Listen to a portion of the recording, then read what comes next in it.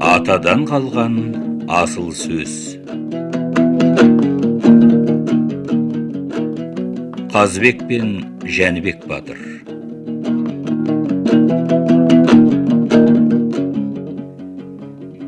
Жәнібек батыр өзінің нағашысы қаз дауысты Қазыбек биге іштей өкпелі екен. Абақ елін бастап, Алтай Тарбағатай өлкесіне кетемін деген сөзін естіген Қазыбек би жастайынан қолында өскен жақсы көретін жиенін қимай, жиен өкпесі қиын деуші еді. Қолымнан дәм татырып батамды беріп аттандырайын деген ниетпен оны шақырып келіңдер деп бір жігітін жіберіпті. Бірақ Жәнібектің мінезі қатты, мен шақырат демеңдер. Нағашыңның үйінде дәмтіз шақырат деп ұқтырады.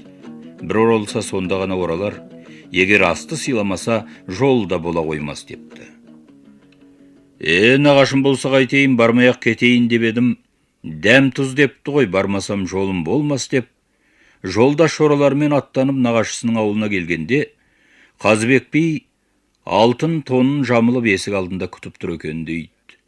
Жәнібек нағашысымен есен саулық сұрасып үйге кірерде, кірейін, күлдіреуші қисық болса да, төтіні түзу ұшып тұр екен деп, нағашысын құрметтеп алғы оздырып, өз соңынан кіреді.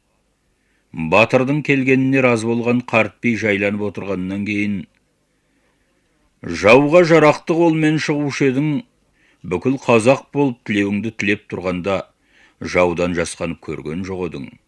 Енді ел басқарып би болып, ел көшіріп ер болып, ел шетіне шығып барасың, жұрт көңілін қалдырма балам, дұшпаныңның ойын асырма дейді. Сонда Жәнібек нағашысының сөзіне ризалық білдіріп, тілге келсе 55-те болып, белдесуге шыдайым, жауға келсе 45-те болып, жауласуға шыдаймын нағашы деп сүйіндіріпті. Тәуекелге бел буып, бетін суыққа бұрып тұрған жиеніне Қазыбек би бүкіл денесімен бұрылып, жерге таласып, іргеңде жатқан моңғолмен қандаспа балам, ел ішінде қоныс таңдаспа, әділдікті ойласаң, сонда халқың қадір тұтат деп батасын береді.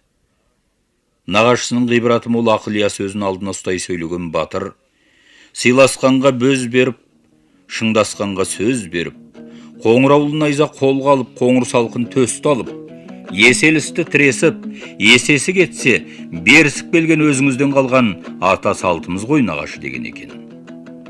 Сонда Қазыбек би шын ықыласымен ақ батасын беріп, ақ жол тілеп жиенін аттандырыпты дейді. Жәнібек батыр елін бастап, Алтай, Тарбағатай, Ерен Қабырға тауларына дейін барып, қалбада бірнеше жыл мекендеген екен.